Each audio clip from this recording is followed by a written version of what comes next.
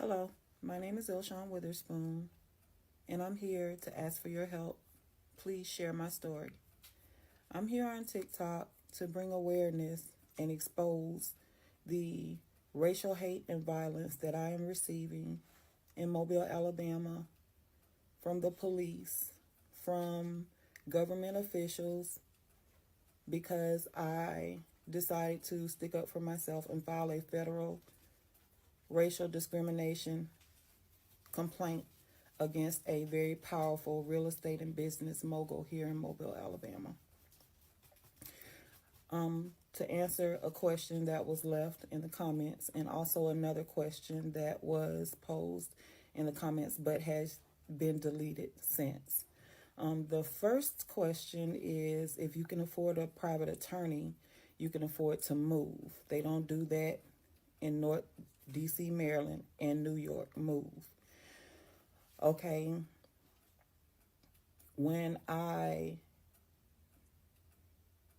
broke my lease to move to where I am now, moving did not help. The stalking followed me here. I couldn't understand why. It's been 2 years and the things are still happening.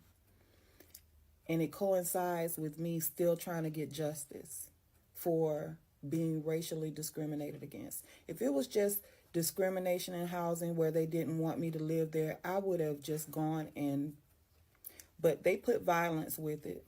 They threatened my life. This is a billionaire businessman using these tactics against brown people. It's not right.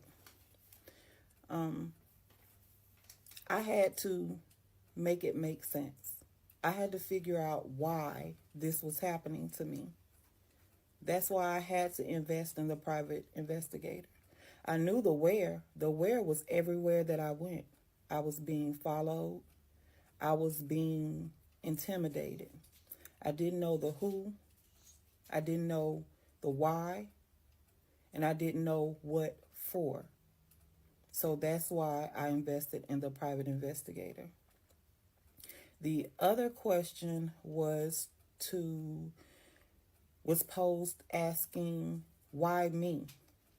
Okay. Why me? If you had a car accident, normally, the way things normally go, if someone hit your car or if you hit someone, you call the insurance company, you make a complaint, you file a claim, and it's handled the way it's supposed to be handled. You would file a claim, an investigation would happen, and the results would be furnished. If it was not what you thought it should be, you would appeal, and the process would happen again. They would not hold your claim and let the other driver know, well, you're at fault. But we'll hold the claim, and you can see if you can stalk and intimidate them, and maybe they'll drop the claim.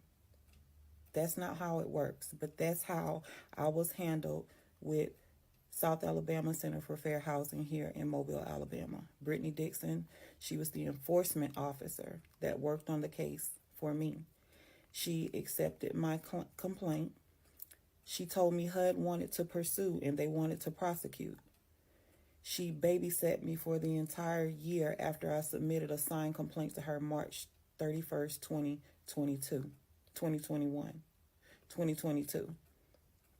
She babysat me for an entire year, calling me, checking on me, asking me, was I okay? Did I still want to go through with the complaint? I should have known then that what she was doing. Every time I told her yes, that I still wanted to pursue the complaint, the stalking and the harassment and the intimidation would worsen. After I would never let up, in March of 2023, Teresa Bettis, who is Brittany's supervisor, she sent me another complaint that was false and tried to force me to sign it. It named Mallory Johnson as the property manager. And it said that I was upset with Mallory because another tenant was doing everything that Mallory was doing, and I was upset that she would not stop them as the manager, which was a total lie. I literally have a warrant against Mallory Johnson for property damage. When I would not sign the complaint, and I kept telling them it was wrong and it needed to be fixed if I was to sign it, they walked me for 30 days, and then on April 13th, 2023, Brittany Dixon sent me a closure letter, called me and told me that my case was closed because I never signed. She sent me a closure letter. She blocked my number and has not talked to me since. I have an audio call with me and Minnie Lumpkin, another person they put on me to try to make me leave it alone.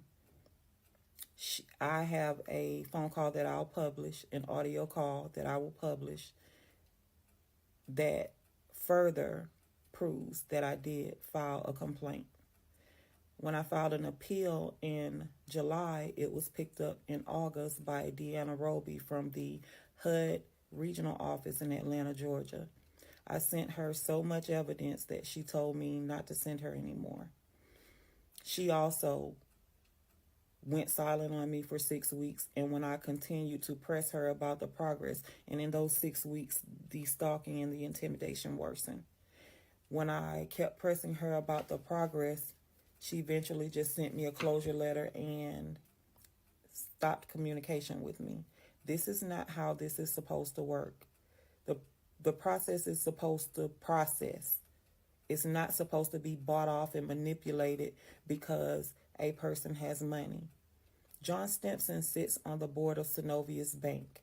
He could very well be a determining factor in what brown person gets to live where they want to live. And if he has anything to do about it, it's not going to be with any white people. Please share my story.